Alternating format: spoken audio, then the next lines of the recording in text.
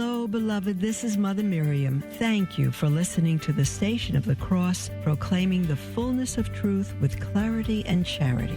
Heard around the world on your Android and Apple mobile devices. Welcome to Mother Miriam Live on the Station of the Cross Catholic Radio Network with live video streaming brought to you by LifeSite News and the Station of the Cross. Call Mother with your questions at 1-877-511-5483 or email her at mother@thestationofthecross.com. You can view the live stream on Facebook at Mother Miriam Live. Now, here's Mother Miriam.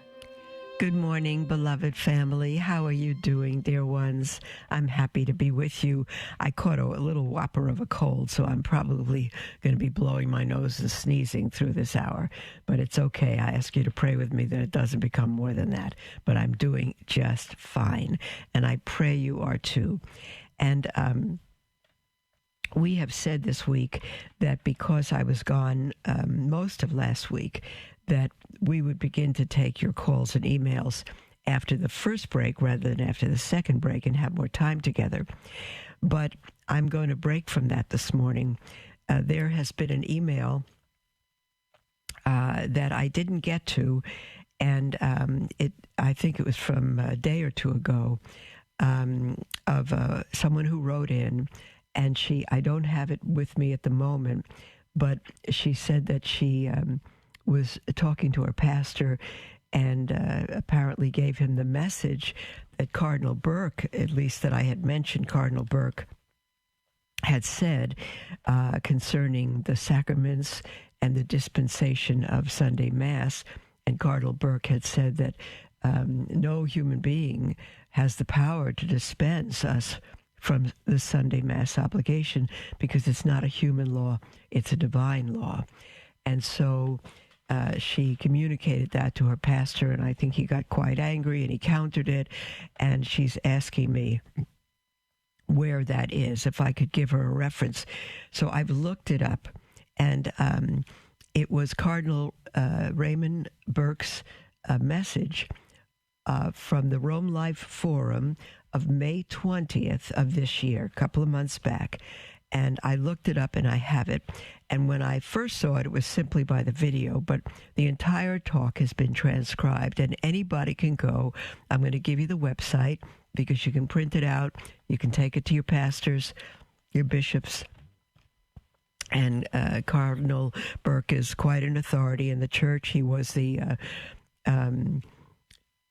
prefect of the Apostolic Signatura, the highest canonical office of the church, for I think it's 5 years. I forget the term, but he is one of the most respected canon lawyers of the church, tremendously knowledgeable, very faithful, and he does not speak lightly when he speaks. The website is voiceofthefamily.com. voiceofthefamily.com. I recommend Voice of the Family, beloved. I look into every single thing they do. They're international, and they combine a few organizations, which include LifeSite News. So if you want to look it up, it's voiceofthefamily.com/Fatima. Now, the next words I'm going to give you are all hyphenated. Fatima, Heaven's Answer to a World in Crisis. Heavens -answer -to -a-world -in -crisis. Okay, voiceofthefamily.com/Fatima, Heaven's Answer to a World in Crisis. And I'm going to read the talk that Cardinal Burke gave on May 20th at the online, and normally the conference is held in Rome, but because of the virus this year, it was held online with a lineup of absolutely top speakers. Cardinal Burke was the first, and it's on the theme of coronavirus in the light of Fatima, a tragedy and source of hope. And again, it was organized by Voice of the Family. You need to look them up. The most, in my mind, the number one outstanding coordination of Orthodox Catholics, pro-life people, orthodoxy in the church. I think they're absolutely number one. And so I'm going to read to you Cardinal Burke's talk. There's no way we'll finish before the first break. I hope we'll finish before the second break. This is absolutely worth listening to. So, and right after the second break, we'll take your calls. And I'll give out the toll-free number right at the beginning. It's toll-free 1-877-511-5483. And we'll just, the call screener will hold your calls in the order you've called in if you wish to call in, and I'll take them in that order. So Cardinal Burke begins, we are living through the most troubled and troubling times. A virus has been in some way unleashed, traveling to all parts of the world. Now, some of them this is going to seem outdated because we already know this, but Cardinal Burke, this is 2 months ago, is kind of putting things together. And he continues, it has caused and is causing many to suffer from the associated illness, COVID-19, to a greater or lesser degree. Many have died and are dying, either directly from the illness or from complications of which the illness is a part. In response to the spread of the contagion, many governments have imposed severe restrictions on the movement of their citizens, confining citizens to their homes and closing down the operation of all but essential services.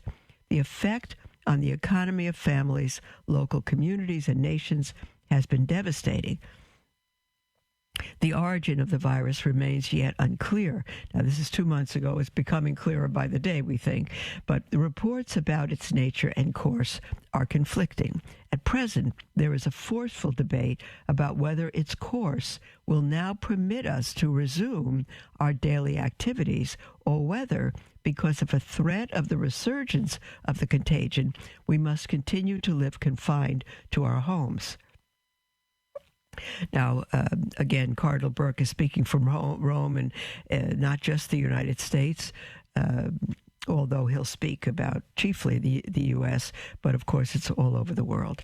He continues, we receive reports from those who are retained to be experts that are clearly contradictory. There is also a legitimate fear of unscrupulous persons using the health crisis for political and economic ends. And I think that's becoming clearer every day. Cardinal Burke continues, a peculiar aspect of the resulting international health crisis, what is called a pandemic, is that the greater body of the healthy are placed under severe restrictions, even regarding their practice of the faith, on the assumption that infection with the virus often remains hidden until it suddenly manifests itself. In a certain way, each of us becomes a possible danger to others. In such a situation, natural human interaction is rendered severely limited. Among some, the situation has led to constant worry about possible infection and the nurture of an illusion that somehow we can create a perfectly sanitary environment in which we will not be threatened by any bacteria or virus, or in which, by prophylactic measures, including universally imposed vaccination, we will be protected with certainty against the coronavirus. With regard to vaccination, listen to this, beloved. With regard to vaccination, it must be clear that it is never morally justified to develop a vaccine through the use of the cell lines of aborted fetuses. The thought of the introduction of such a vaccine into one's body is rightly abhorrent. And beloved, they've already done this. They've already manufactured vaccines using aborted fetuses, cell lines of aborted fetuses. So we need to be very, very careful and responsible about that. Cardinal Burke says at the same time, it must be clear that vaccination itself cannot be imposed in a totalitarian manner on citizens. Now, it's hard for me not to comment on this in between, because some of us think that that's exactly what the government is planning. Without the vaccination, we may not be able to travel or shop or anything. So once it is given out, and it's already been experimenting. So this is very, very important. It must be clear that vaccination itself cannot be imposed in a totalitarian manner on citizens. When the state takes on such a practice, it violates the integrity of its citizens. While the state can provide reasonable regulations for the safeguarding of health, it is not the ultimate provider of health. God is. Whatever the state proposes must respect God and his law. Now, I intervene here to say, in general, the state does not respect God and his law, and it does begin to act in a totalitarian manner. I think we're heading this way. But this is Cardinal Burke's talk, and every word of it is perfect. But again, the government may not respect that, and we have to be prepared. Cardinal Burke continues. Oh dear, there's the music for our first break already. I talk too much. When I'm commenting through this, I'm anticipating what some of you may also say, because we are coming upon fearful times, and the government does not respect God or his laws in general. And those who do are fired. Bishops, priests who speak out this way are simply put out of their parishes and suspended. So very, very difficult. We'll be right back after the break, beloved. I'm going to sneeze. See you after the break.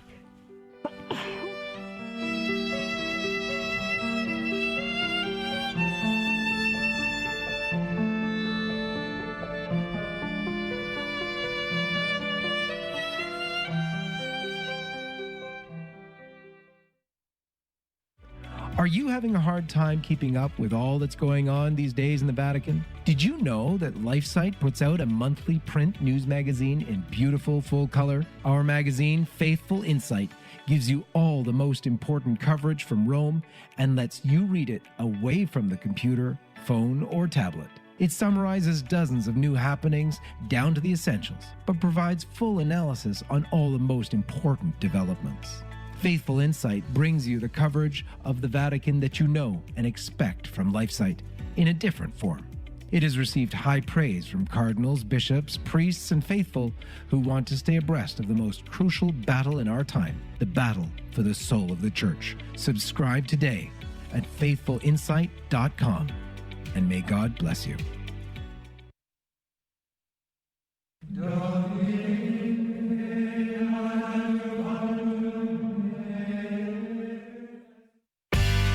The iCatholic Radio mobile app is 2 apps in one. Your place to hear great Catholic programs and music. Here's what listeners are saying about the updated iCatholic Radio mobile app. I discovered this app looking for an app that would help me with my life. Not one day passes that I don't turn to this app. It's a part of my morning routine, anytime during the day, and especially when I need encouragement. With the new app, you can choose to listen to our programs like Mother Miriam Live or The Catholic Current whenever you like. But you can also switch over to the best in contemporary music by Catholic artists. We even bring you hours of Gregorian chant every Sunday morning. If you do not currently have our app, download it to your iPhone through the Apple Store or to your Android phone by going to Google Play and searching iCatholic Radio. The updated iCatholic Radio mobile app, your one stop for great Catholic programs and music.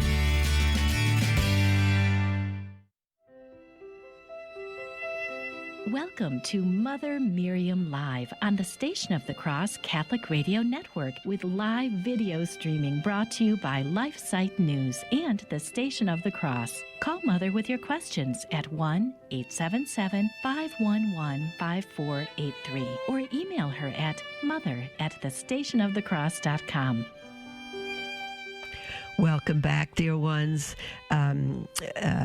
We are right in the middle of, more toward the beginning of Cardinal Raymond Burke's message at the May 20th this year Rome Life Forum on the consequences of this coronavirus and Our Lady's message of Fatima. And I'll reread the last two sentences. While the state, we're talking about the coronavirus now, and what the state has done or is trying to impose, Cardinal Burke says, while the state can provide reasonable regulations for the safeguard of health, it is not the ultimate provider of health. God is. Whatever the state proposes must respect God and his law. So I say, as Peter said in the book of Acts, you tell us whether to obey God or man. We will not obey man. We will obey God. And again, the state has no right to impose anything on us. And if it does, we have a choice to accept or not. If we do not accept, we are right before God to not accept, but there will be consequences. So we need to choose that. Cardinal Burke continues, there can be no question that life has become, in many respects, strange. There are those who have wanted to characterize the confinement to home as almost providential, that is, the occasion to make an extended spiritual retreat or to enhance family life. Certainly, we are called to accept whatever suffering comes into our lives, making it, with the help of God's grace, a source of blessing for ourselves and others.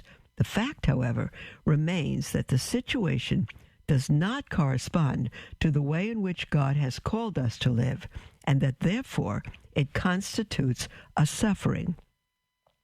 We cannot ignore the widespread negative effect of the situation in depression and other mental illnesses, in the abuse of alcohol and drugs, and so forth. While we are called to offer our suffering to God in love of Him and of our neighbor, we certainly do not want to foster it as if it were a good in itself. It is also clear, Cardinal Burke says, that individuals and groups with a particular agenda are using the profound suffering in what regards both health and the economy of families, local communities, and nations to promote their agenda, whether it be the advance of a single world government, the promotion of environmental causes, and even radical changes in the practice of the Catholic faith. In the midst of the disorientation and confusion generated by the international health crisis, we must, above all, turn to right reason and to our faith in addressing the crisis for the good of all. One moment.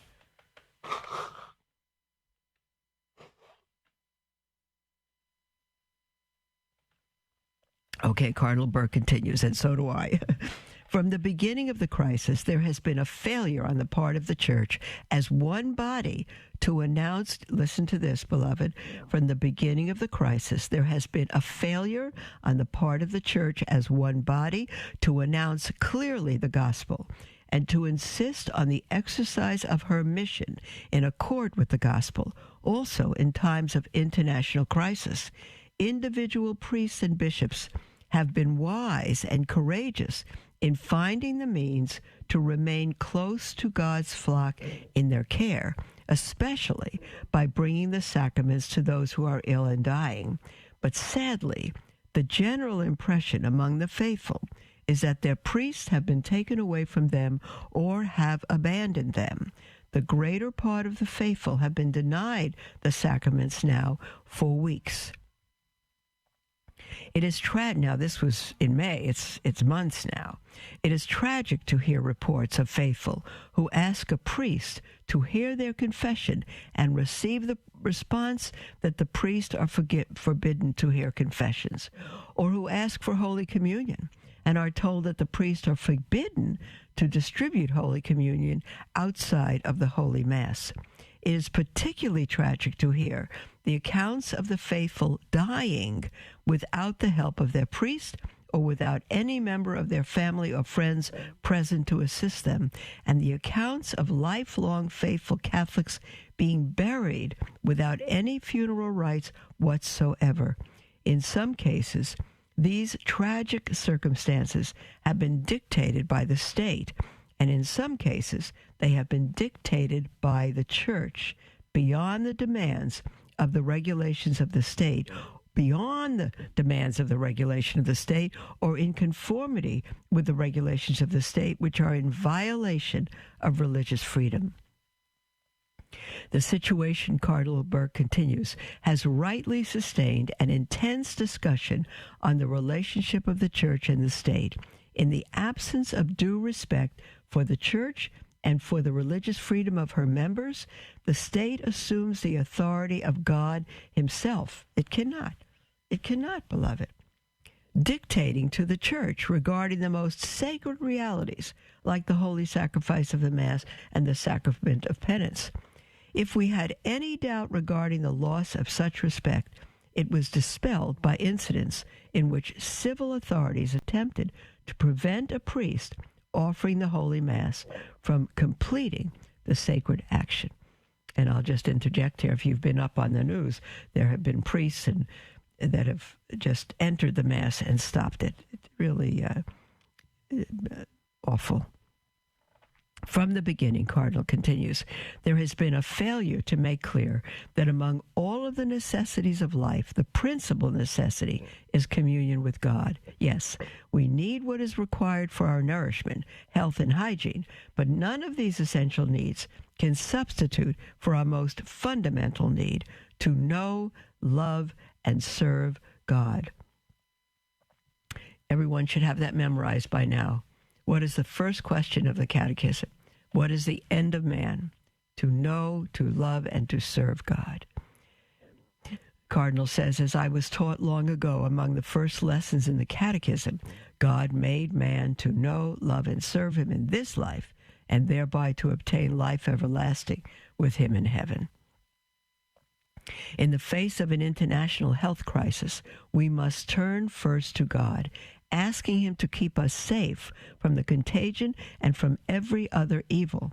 Turning to God, we find the direction and strength to take whatever human measures are required to protect ourselves according to the demands of right reason and to the moral law. Otherwise, if we falsely think that the combat against the evil depends totally upon us, we take measures which offend our human dignity, above all, our right relationship with God.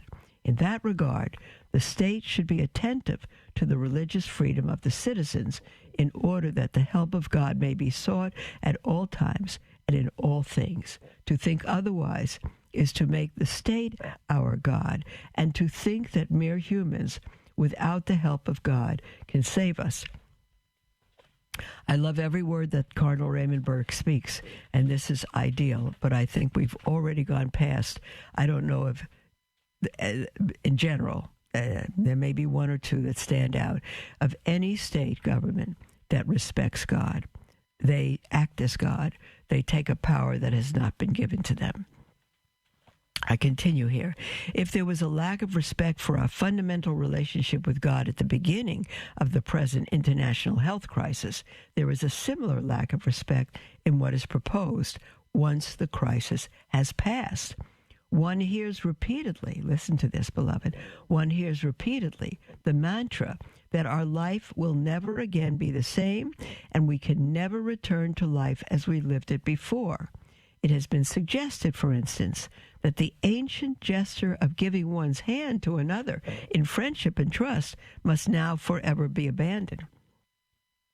Also, there is a certain movement to insist that now everyone must be vaccinated against the coronavirus COVID-19, and even that a kind of microchip needs to be placed under the skin of every person so that at any moment he or she can be controlled by the state regarding health and about other matters which we can only imagine. It has also been suggested, even by pastors of the Church, that the present crisis should lead us to consider again whether Sunday Mass is essential to the Christian life or whether funeral rites are essential to the practice of our faith. Beloved, if I weren't living through this, I would say this is a fiction novel. Twilight Zone. Amazing. Cardinal Burke says, yes, it is true that the experience of the coronavirus COVID-19 crisis has marked significantly our lives, but it must not assume the direction of our lives. Our Lord Jesus Christ remains the King of heaven and of earth. We remain created in God's image and likeness with the gifts of faith and reason. We remain sons and daughters of God, adopted in God the Son, which we can only by the all-wondrous work of his redemptive incarnation. We live in God. We receive God's life in our hearts and souls from the glorious pierced heart of Jesus. In order to do what is right and just and good for ourselves and for our world, we must return to a life lived in communion with God, using right reason and putting into practice the truths of our Catholic faith. Now, beloved, here is the paragraph that I quoted from Cardinal Burke, and which one, I think woman, I don't know, woman or man who emailed, asked for a reference. Here it is. The Sunday Mass obligation, for instance, participates in natural and divine law. The third commandment of the Decalogue. Hold on.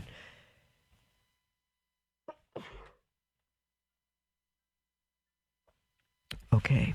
The third commandment, let me start that sentence again. The Sunday Mass obligation, for instance, participates in natural and divine law, the third commandment of the Decalogue, which we are obliged to observe unless, for reasons beyond our control, we are not able to do so.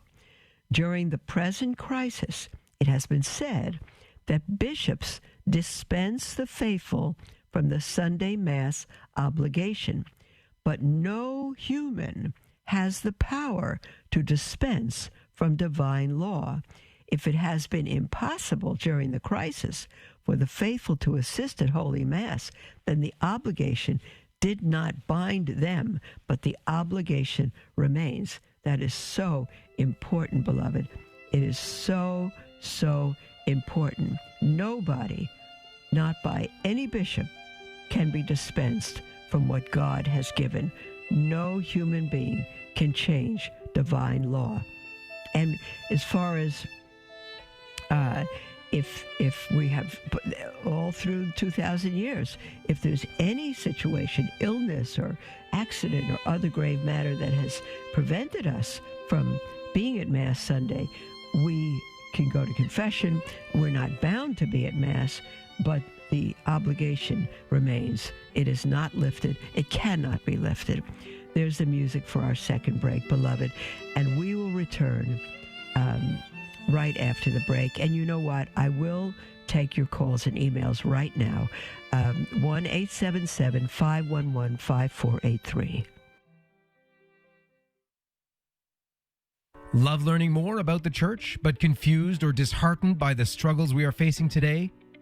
Follow LifeSite News Catholic on Facebook, Twitter, or sign up for LifeSite Catholic emails and stay up to date on the constant stream of news about the Catholic Church. Our Church is in a time of crisis, and we as laity have a responsibility and a duty to educate ourselves and stay true to the faith. LifeSite News Catholic is dedicated to keeping the laity informed and educated. To follow us, go to Facebook or Twitter and search LifeSite News Catholic. As Mother Miriam always says, we must live as if it were true. Dominus vobiscum, et cum spiritu benedicam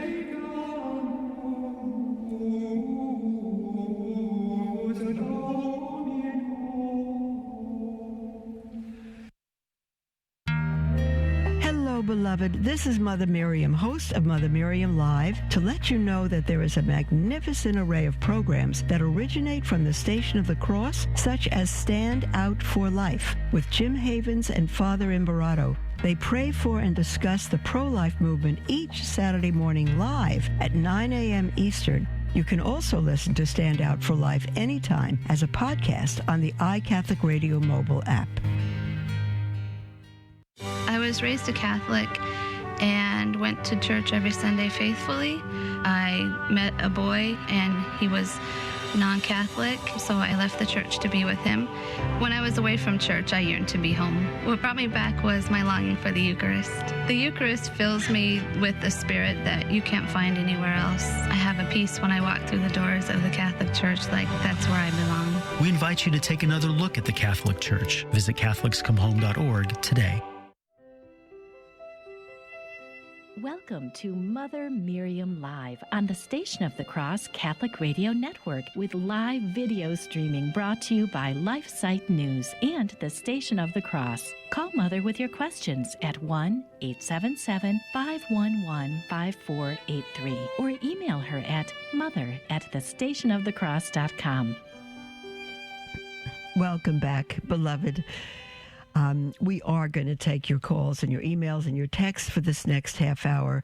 It would take the entire program to finish Cardinal Burke's letter, and so his address at the Rome Light Forum. So we're going to end right there, but at least we got the reference in that no bishop, no priest, no human being can dispense a law that is divine, what God has given. There are reasons why people cannot attend Sunday Mass at times, even beyond the coronavirus, but the obligation is not lifted. And again, they can go to confession or they cannot be bound in certain circumstances, but the dispensation, no dispensation from divine law can be given. Okay, then we'll pick up there tomorrow, and I'll reread that paragraph before we continue. We'll go to your emails, your text, and your calls right now. Toll-free number again. We've got a half hour to ourselves. Call in with anything at all on your heart. 1-877-511-5483 or email at mother@thestationofthecross.com. We have an email from somebody who writes it anonymously and says, Mother Miriam, I am married with one child. I met my husband in high school, and he opened up to me that he was watching gay pornography, but that it was because he was insecure about himself.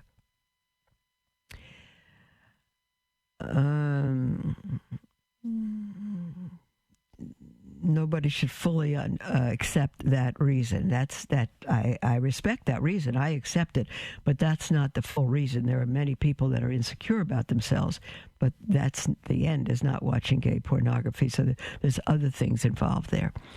She continues, I thought that I could help and fix him. I thought that I could help and fix him, and that marriage would solve the issue. We have now been married for 2 years, and I am very unhappy and sad in this marriage. I have had to beg for his attention and affection. He is very quick-tempered and disrespectful toward me in front of our daughter. I thought marrying him would help him, but he's gotten worse. He is now actively messaging men to receive nude pictures of them. I do not know what to do, and I am very lost and confused. I would love to hear any advice from you. Thank you. Well, dear one, I'm going to give a tough answer here. I don't know that everyone would agree with me, but his behavior in general is bad, and he has no right to disrespect you, and certainly not in front of your daughter. I would sit down and have a serious conversation with him and say, sweetheart, I love you. I never want to depart from you. That's what marriage is about. I do want to help you. I married you because I loved you, and I was hoping, of course, that as we live together, the deficiencies that you feel in yourself would be more fulfilled, and you would not be addicted to this pornography. But it turns out not only has it continued, but for you to be messaging men to receive pictures of them and actively be involved beyond just looking at pornography on the screen is something that cannot go on in this house. It absolutely cannot go on. So, sweetheart, I'm going to ask you to speak to a priest, to go to confession. Now, you haven't said that both of you are Catholics. I don't know that situation, but and to get counseling. In order to stay in your house, he needs to be willing to undergo counseling and whatever program is suggested, because he's not going to be able to stop this on his own. Generally, it's too serious an addiction, and it's been going on too long. And you could say to him, I love you. I respect the fact that it's an addiction and that we are powerless really to help ourselves. We need help from others. If you get help from others and you agree to stop texting men for nude photos and anything else you do, then I will help you. If not, I need you to leave the house. I'm not filing for divorce or any annulment or anything else, because God hates divorce. But you cannot live in this house performing such sin and debauchery against God, against me, against your daughter, and against whoever you're communicating with. That cannot go on in this house. So either you get help and agree to it right away, or you need to leave. That's what you need to do. You need to put your foot down, because he's going to destroy. He's destroying himself. He's already destroying your marriage, and he will destroy your daughter. So, no, he needs to get help, or he needs to pack up and leave. You need to separate from him, but he needs to separate from you out of the house. And you tell him you'll pray for him, you're here for him, and he can come back anytime as long as he is in counseling and is free from that. Even if he needs to get away from computers or texting or whatever it is. When you're addicted to alcohol, you need to get alcohol out of the house. So if he's texting, he needs to get away from his phone, computer, whatever it's going to take to cure him of this disease he's living with. But he must not stay in the house. We have a text from somebody who writes it anonymously. Hi, Mother Miriam. Thank you for your program. I am 99% sure that I will be homeschooling my 10-year-old this year. Do you recommend any type of program for homeschooling? Absolutely, yes. I am a little nervous, but know God is leading me. Thank you so much for all your advice on this. I don't blame you for being nervous. But I think 99% sure is pretty good. 100% is better. If you're not on our mailing list, if you have not received our last newsletter, look it up, motherofisraelshope.org, and just click on newsletter, and you'll see the entire thing. You can print it out, you can download it, you can read it online, or you can email us. Just go to contact and email us. And we will put the entire thing in the mail to you. The entire newsletter is on homeschooling, and we did a survey with 22 homeschooling women. I didn't do it. My dear friend Beth Neubauer did it and sent it to me, and we published that in the newsletter of the best Catholic, solid, Orthodox Catholic homeschooling programs that homeschooling mothers have found, that include an entire package, so you don't have to reinvent the wheel. You don't have to figure out what curriculum to put together, how to do it. They put it together for you. These are fantastic Catholic organizations. And all the fears that women have of homeschooling are answered in those 22 questions. We published the whole thing in the fear that they won't have time, fear that they'll ruin their children because they're not educated enough themselves, fear that the children won't be socialized. All that is dealt with in the newsletter. So, dear one, get that newsletter online, or email us or write us, and we'll put it in the mail to you. There's no charge. We have a question from Lisa, who says, Hi, Mother Miriam. When you offer your suffering, do you need to offer each instance throughout the day, or is the scapular daily prayer covering your suffering for the day? Not just the scapular daily prayer, but most morning offerings. I offer you all my joys, works, sufferings, and I forget one, now I'm getting it all mixed up, of the day. And if I have sufferings through the day, if I have truly offered my whole self and all my sufferings to God in the morning, truly meant that prayer, then everything I experience through the day is included in that offering to God without any question. Now, if a suffering comes along and I'm particularly agitated by it or hurt by it or consumed by it, then the thing I need to do is say, Lord, this is what I prayed in the morning. I need to offer this to you. Please help me. Offer it to you. So forth. Okay, so that's what so have confidence in that. We have Kristen on the line from Los Angeles. Hello, dear friend. Happy Feast of St. Peter Chrysologus. Oh, God bless you, dear one. Happy feast to you. I just had a quick question because you seem to gloss over it. You are aware that inversion is grounds for annulment. Yeah.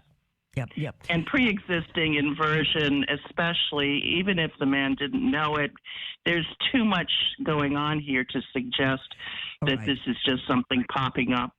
Yeah, that's right. So you're right. I did gloss over it because I almost didn't want to go in that direction. The first thing that I would always myself recommend, Kristen, is to see if the matter can be solved, even if there were problems at the beginning of the marriage, pre-marriage, where the marriage should not have taken place at all, and therefore there's grounds for annulment. But my first direction is always to see if it can be worked out. And so if someone can be healed. So that's the first advice I give rather than going for divorce. If that won't, and Lisa, I hope you're, not Lisa, but it was anonymous. I hope you're listening. I bless God for Kristen, that if that doesn't work out, there's no question you have grounds for annulment because he was not in a position to marry. And the priest who married you should not have married you. There was not proper preparation. And again, you didn't indicate that you're both Catholic. So there's an awful lot of factors here.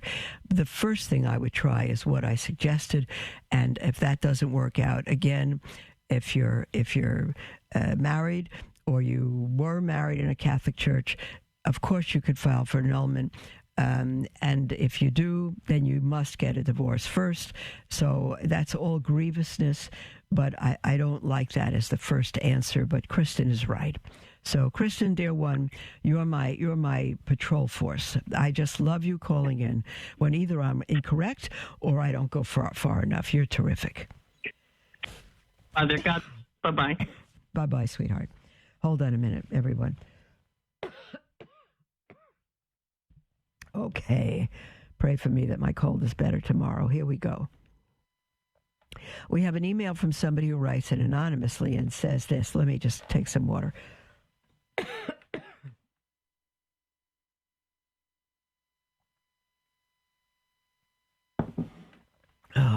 Okay. Good morning, Mother Miriam. I would first like to say that my husband and I love listening to you, and it is because I respect your opinions so much that I find myself sending you this email. Well, blessed be God for that. And we have to be careful when we're not to be too many teachers because we are so responsible. Hold on a moment.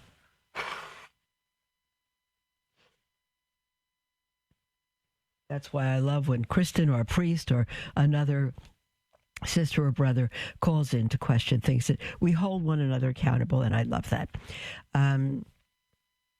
Okay, this person writing in says, you see, I have a small dilemma with one of my boys. I have 3. They are 13, 14, and 17. The one that is causing the dilemma is the 17-year-old who has a girlfriend his same age. Now, she's a very good girl and comes from a good Catholic family.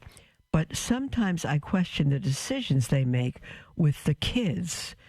With the kids. Do you mean with your children? Do you mean with the 17-year-old's 2 younger brothers? Is that what you mean by the kids? And so we're going to continue this email when we come back from the break, beloved. Again, this will be our last segment when we come back.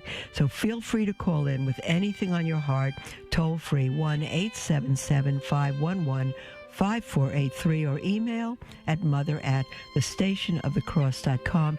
We'll be right back.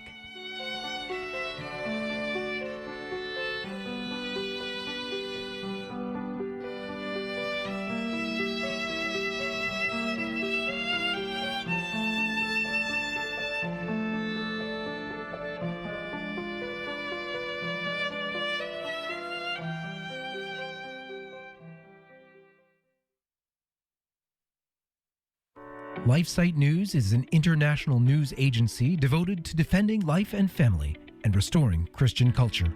We aim to educate and activate our readers with the information they need to fight the most crucial battles of our day in their churches, workplaces, and families.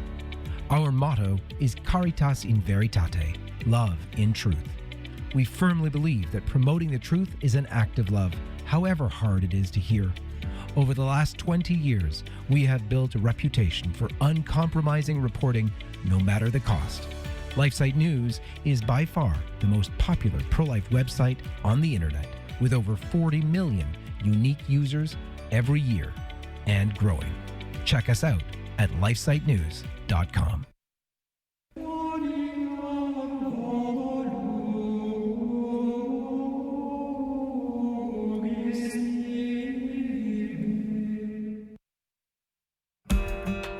Are you holding on to an old car or truck because you think dealers won't want it? Then consider donating it to the Station of the Cross Catholic Radio Network. This is a great way to turn your unvalued vehicle into a powerful gift for Catholic radio. You'll be taking part in our evangelization efforts to continue spreading Christ's love throughout the world. Our Lord uses Catholic radio to draw more people to Himself, and one of the best ways to support the Station of the Cross is by contributing to our vehicle donation program. The process is safe and simple. Your generosity will greatly benefit our mission to bring the truths of the Catholic faith to countless listeners. To find out more or to donate your vehicle today, visit thestationofthecross.com or call 1-866-628-CARS. That's thestationofthecross.com or 1-866-628-2277.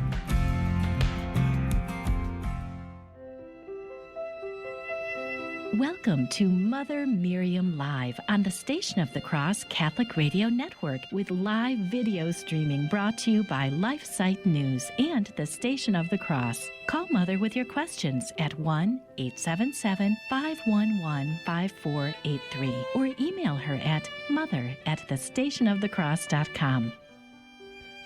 Welcome back, beloved, to Mother Miriam Live. And I mentioned before the break, this will be our last segment, and so you are free to call in. You are welcome to call in. Our lines are wide open with anything on your heart, toll free, 1-877-511-5483. And we're going to continue with this anonymous email, which I'm going to read from the beginning right now. The person who writes anonymously says, Okay, let me go to the second sentence. She thanks us for the program. She said, you see, I have a small dilemma with one of my boys. I have three. They are 13, 14, and 17.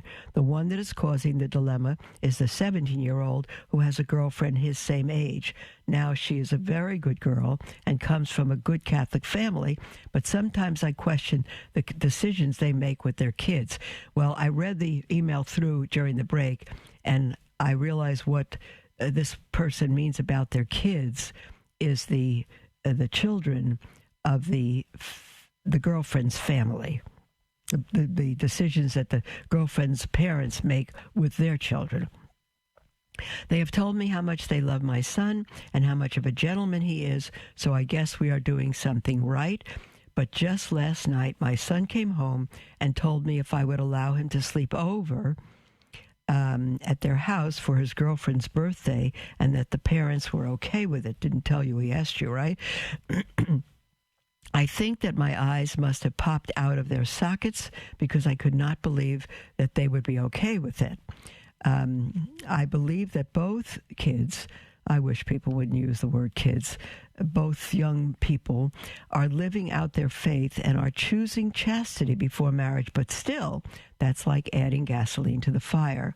I am speaking to my husband about this when he gets home from work because it was late when my son announced this quote-unquote exciting news. Pray for me, and I am anxious to read what you have to say. By the way, my son is a very good kid. We love him to pieces, sweet, caring, and loves God warmly, a devoted listener. My answer is clearly absolutely not.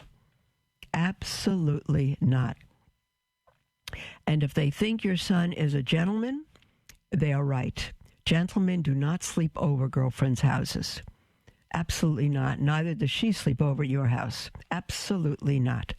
If you ever go on camping trips and invite her, or they go on a camping trip and invite him, I would say that's a possibility, provided they sleep in completely different circumstances. And maybe that shouldn't, I don't even think it should be a possibility. Not unless people shouldn't be together, even sleeping over one another's homes until they're married. End of story. Until they're married. So absolutely not. So you know right away that this young girl that your son cares for comes from a less Orthodox Catholic family than you. You've already got that message. Doesn't mean they're bad. It means that they are less Orthodox, less strict, less holy in their ideas. And so you already know that she is not going to be the best influence on your son if they marry. And you can tell your son that the object of dating is marriage. Otherwise, you don't date. And the object of marriage is to make your spouse a saint. You don't make anyone a saint by sleeping over their house before marriage, even if they don't touch each other. Absolutely not. Demetrius, hi, from New York. Hi, Demetrius. Hi, how are you? I'm wonderful. How are you, dear one? I'm very good. Good. So my question is, I'm a Eastern Orthodox Christian who's converting to Catholicism through the Eastern tradition. God bless you, Demetrius. I think you called in before, did you? No? Yes, I thought so. Yes, all right. That's fantastic. Go ahead, sweetheart. I pray the rosary every day. I pray it the way that I was taught by my mother. She's a Roman Catholic. Okay. And my question is, when it comes to the rosary, obviously the main prayer that we repeat is the Hail Mary and obviously the Glory Be and the Our Father. Right. In the Eastern tradition, the Hail Mary and the Glory Be is different, and I was wondering if it was acceptable to use those versions of the prayer in the rosary. Wow. Can you tell me what they are? The Glory Be is simple. It's glory to the Father and to the Son and to the Holy Spirit, now and forever and unto the ages of ages. Amen. That's fine. And then the Hail Mary is Rejoice, O Virgin Mother of God, Mary, full of grace, the Lord is with thee. Blessed art thou amongst women, and blessed is the fruit of thy womb, for you have borne Christ, the Savior and Redeemer of our souls. Oh, it's beautiful. There's no problem with that. Okay. Absolutely beautiful. I just wanted to make sure. Yeah, well, that's why I wanted to hear them. The words are beautiful. The meanings fully included, even more so, and no problem in the world. Okay, thank you. I really appreciate it. Yeah, I'm so glad you call in, Demetrius. Give us a call every once in a while. Let us know how you're doing. I will. Thank you. Good, sweetheart. All right. We have an email from Denise in Toronto. Denise says, Dear Mother, I know that you lived a regular life in the world before you were called to the religious life. In so doing, how did you sort out your possessions? That is, how did you get rid of all your possessions? It is possible I will be entering a holy order in the future. Even if I do not, it is my wish to live a more simple life. I have quite a lot of possessions, and I have accumulated over my life, travels, etc., which include books, mostly religious, furniture, artwork, again, most religious. When I think about getting rid of my possessions, I get a headache. Not because I am attached to them, but because I don't know where to start. I want to donate some, sell some, give some away, but when I think about it, I get overwhelmed. How did you do it, Mother? Before you entered religious life, I was hoping that you could give me a few suggestions on how to organize this based on how you did it. I would be so grateful if you could help me with this. May God bless your vocation as well as all the sisters in your congregation. Denise from Toronto. Denise, I want to point out that all of us, according to the Catechism, all of us are called to live poverty, what's my problem? Obedience, poverty, and chastity. All of us are called to live obedience, poverty, and chastity. The difference between religious and non-religious families is that religious take vows, and so it's a much deeper, stricter commitment that we own absolutely nothing. But lay people are called to the same life. We should have what we need, and we should not have a great deal of excess. So when we do, we give it away. We can sell it and use the money for the poor, or we can give it to the poor, or we can do whatever we wish to with it. But again, it doesn't matter how much we own. It matters what owns us. So, Denise, I would say right now, if there's anything that you are attached to, make sure you give that away. Give it to the poor. It doesn't matter if it's $1 million mink coat. Give it to somebody who's homeless, or sell it and use the money for God's kingdom. You could do a combination of things. What I have done when I know I'm reducing things is I give what I have. If they're valuable, if they're religious, I give those away for birthday gifts and anniversary gifts and Christmas gifts. It doesn't matter that they're not brand new. If they're beautiful and meaningful, give them away as gifts. You won't have to buy gifts anymore. Have a garage sale, or just give the whole thing to Catholic charities or to the poor. The issue is detachment, and don't worry about clinging to everything. Just open up your house and tell everybody to come in and take what they need, and if they want to leave a donation for it, they can. Lots of ways to do that. I just completely walk away from everything. I didn't have a problem at all. There's nothing in this earth that holds me. Just totally walked away and gave it all away. So God bless you, dear. That's our closing music. So we have to go, but we'll be with you tomorrow. God bless you.